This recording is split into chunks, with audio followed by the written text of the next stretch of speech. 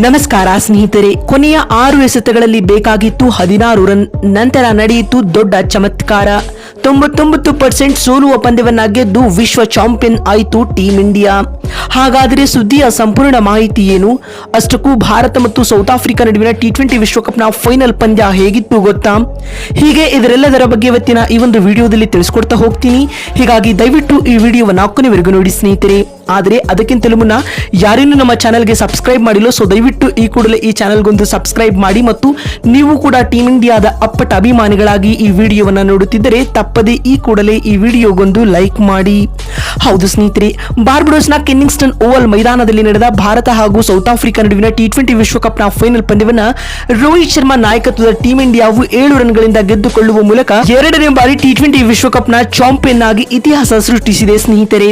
ಹೌದು, ಈ ಒಂದು ಪಂದ್ಯದಲ್ಲಿ ಟಾಸ್ ಗೆದ್ದಂತಹ ಟೀಂ ಇಂಡಿಯಾ ತಂಡದ ನಾಯಕ ರೋಹಿತ್ ಶರ್ಮಾ ರವರು ಮೊದಲು ಬ್ಯಾಟಿಂಗ್ ಮಾಡುವ ಆಯ್ಕೆಯನ್ನ ಆಯ್ದುಕೊಳ್ಳುತ್ತಾರೆ.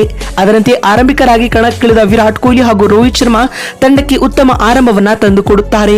ಆದರೆ 2ನೇ ಓವರ್ನಲ್ಲಿ ರೋಹಿತ್ ಶರ್ಮಾ ರವರು 9 ರನ್ ಗಳಿಸಿದ್ದ ವೇಳೆ ಪೆವಿಲಿಯನ್ ಸೇರಿಕೊಂಡರು. ಅದಾದ ಬಳಿಕ ಅದೇ ಓವರ್ನ ಕೊನೆಯ ಎಸೆತದಲ್ಲಿ ರಿಷಬ್ ಪಂತ್ ಡಕೌಟ್ ಆದರು. ಇದರೊಂದಿಗೆ ಟೀಂ ಇಂಡಿಯಾವು 23 ರನ್ ಗಳಿಸಿ 2 ವಿಕೆಟ್ ಕಳೆದುಕೊಂಡು ಸಂಕಷ್ಟಕ್ಕೆ ಸಿಲುಕಿಕೊಂಡಿತು ಸ್ನೇಹಿತರೆ. ಇದೇ ಹಂತದಲ್ಲಿ ಜೊತೆಯಾದ ವಿರಾಟ್ ಕೊಹ್ಲಿ ಹಾಗೂ ಅಕ್ಷರ್ ಪಟೇಲ್ ರವರು ತಂಡಕ್ಕೆ ಆಸರೆಯಾಗಿ ನಿಂತರು. ಇವರಿಬ್ಬರ ನಡುವೆ ಅರ್ಧಶತಕಕ್ಕೂ ಅಧಿಕ ರನ್ಗಳ ಪಾರ್ಟ್ನರ್ಶಿಪ್ ಮೂಡಿ ಬಂದಿತು ಸ್ನೇಹಿತರೆ. ಇದೇ ವೇಳೆ ಅಕ್ಷರ್ ಪಟೇಲ್ ರವರು 31 ಎಸೆತಗಳಿಂದ 47 ರನ್ ಕಲೆ ಹಾಕಿ ಇಲ್ಲದ ರನ್ ಕದಿಯಲು ಹೋಗಿ ರನ್ಔಟ್ಗೆ ಬಲಿಯಾದರು. ಆ ಬಳಿಕ ವಿರಾಟ್ ಕೊಹ್ಲಿ 59 ಎಸೆತಗಳಿಂದ 76 ರನ್ ಬಾರಿಸಿ ತಂಡದ ಮೊತ್ತವನ್ನು 150ರ ಗಡಿ ದಾಟಿಸಿದರು ಸ್ನೇಹಿತರೆ.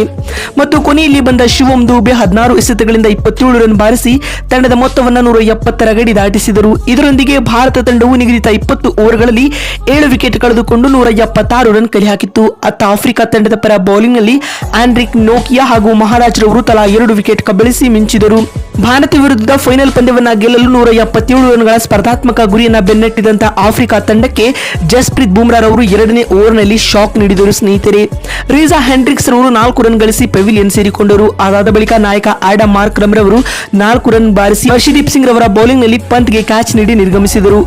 ಇದಾದ ಬಳಿಕ ಜೊತೆಯಾದ ಕ್ವಿಂಟನ್ ಡಿಕಾಕ್ ಹಾಗೂ ಟ್ರಿಸ್ಟನ್ ಸ್ಟೆಬ್ಸ್ ರವರು ಟೀಂ ಇಂಡಿಯಾಗೆ ಕಾಟವನ್ನ ನೀಡಿದರು. ಇವರಿಬ್ಬರು ಟೀಂ ಇಂಡಿಯಾ ಬೌಲರ್ ಗಳನ್ನ ಸಮರ್ಥವಾಗಿ ಎದುರಿಸಿದರು. ಇದೇ ಹಂತದಲ್ಲಿ ಟ್ರಿಸ್ಟನ್ ಸ್ಟೆಬ್ಸ್ ರವರು 31 ರನ್ ಗಳಿಸಿದ್ದ ವೇಳೆ ಅಕ್ಷರ್ ಪಟೇಲ್ ಅವರ ಬೌಲಿಂಗ್ ನಲ್ಲಿ ಕ್ಲೀನ್ ಬೋಲ್ಡ್ ಆದರು. ಅದಾದ ಬಳಿಕ ಜೊತೆಯಾದ ಕ್ವಿಂಟನ್ ಡಿಕಾಕ್ ಹಾಗೂ ಆಂಡ್ರೆಚ್ ಕ್ಲಾಸೆನ್ ಟೀಂ ಇಂಡಿಯಾಗೆ ಬಹಳ ಕಾಟ ನೀಡಿದರು. ಅದರಲ್ಲಿಯೂ ಆಂಡ್ರೆಚ್ ಕ್ಲಾಸೆನ್ ಅವರು ಟೀಂ ಇಂಡಿಯಾ ಕೈಯಿಂದ ಪಂದ್ಯವನ್ನೇ ಸಹ ಕಸಿದುಕೊಂಡರು. 14ನೇ ಓವರ್ ಎಸೆದ ಅಕ್ಷರ್ ಪಟೇಲ್ ರವರಿಗೆ ಸತತ 3 ಸಿಕ್ಸರ್ಗಳನ್ನ ಬಾರಿಸುವ ಮೂಲಕ ಟೀಂ ಇಂಡಿಯಾ ಕೈಯಿಂದ ಪಂದ್ಯವನ್ನ ಕಸಿದುಕೊಂಡರು. ಆದರೆ ಇದೇ ಹಂತದಲ್ಲಿ ಹಾರ್ದಿಕ್ ಪಾಂಡ್ಯ ಅವರು ಆಂಡ್ರೆಚ್ ಕ್ಲಾಸೆನ್ ಅವರನ್ನ 52 ರನ್ ಗಳಿಸಿದ್ದ ವೇಳೆ ಪೆವಿಲಿಯನ್ ಗಟ್ಟಿದರು. ಅದಾದ ಬಳಿಕ ಬಂದ ಯಾವೊಬ್ಬ ಆಟಗಾರನು ಕೂಡ ಉತ್ತಮವಾದ ಇನ್ನಿಂಗ್ಸ್ ಆಡುವಲ್ಲಿ ವಿಫಲವಾದರು. ಇದರೊಂದಿಗೆ ಟೀಂ ಇಂಡಿಯಾದ ಗೆಲುವಿಗೆ ಅಂತಿಮ ಓವರ್ನಲ್ಲಿ 16 ರನ್ಗಳ ಅವಶ್ಯಕತೆ ಇರುತ್ತದೆ. ಅತ್ತ ಬೌಲಿಂಗ್ ನಲ್ಲಿ ಹಾರ್ದಿಕ್ ಪಾಂಡ್ಯ ಬಾಲ್ ಮಾಡುತ್ತಿರುತ್ತಾರೆ. ಆ ಓವರ್ನಲ್ಲಿ ಹಾರ್ದಿಕ್ ಪಾಂಡ್ಯ 6 ರನ್ ಬಿಟ್ಟು ಕೊಟ್ಟು ಟೀಂ ಇಂಡಿಯಾಗೆ 7 ರನ್ಗಳ ವಿಶ್ವಕಪ್ ವಿಕ್ಟರಿ ತಂದುಕೊಟ್ಟರು ಸ್ನೇಹಿತರೆ. ಇದರೊಂದಿಗೆ ಟೀಂ ಇಂಡಿಯಾವು 2ನೇ ಬಾರಿ ವಿಶ್ವ ಚಾಂಪಿಯನ್ ಆದ ವಿಶೇಷ ಸಾಧನೆಯನ್ನ ಕೂಡ ಮಾಡಿತ್ತು.